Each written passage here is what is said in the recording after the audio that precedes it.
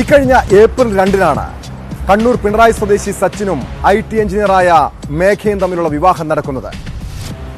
ഇരുവരും തമ്മിൽ കോളേജിൽ വെച്ചുള്ള പരിചയം പ്രണയമായി വളരുകയും പിന്നീട് വിവാഹം കഴിക്കുകയുമായിരുന്നു. എന്നാൽ ദിവസങ്ങൾക്കുള്ളിൽ തന്നെ ദാമ്പത്യ ബന്ധത്തിൽ വിള്ളൽ വീണു. മേഘയെ സച്ചിൻ തുടർച്ചയായി ശാരീരികമായും മാനസികമായും പീഡിപ്പിച്ചു.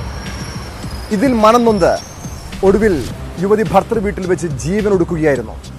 ഭർത്തൃപീഡനം മൂലമാണ് മകളുടെ ആത്മഹത്യ എന്ന് ചൂണ്ടിക്കാട്ടി കുടുംബം പോലീസിൽ പരാതി നൽകിയിരിക്കുകയാണ്.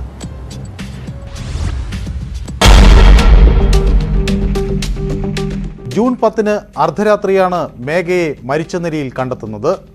അതിനു മുൻപ് മേഘ ഒരു പിറന്നാളാഘോഷത്തിൽ പങ്കെടുത്തിരുന്നു.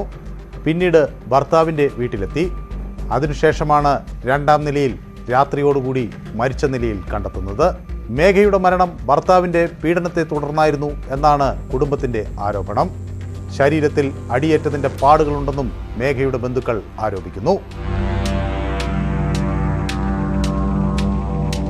സച്ചിനാണ് മേഘയുടെ ഭർത്താവ്. ഇരുവരും പഠിക്കുന്ന കാലം തൊട്ട് അടുപ്പത്തിലായിരുന്നു. ഫിറ്റ്നസ് ട്രെയിനറാണ് സച്ചിൻ.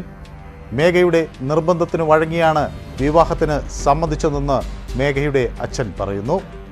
പിന്നീട് അവർ തമ്മിൽ ചില പ്രശ്നങ്ങൾ ഉണ്ടായി.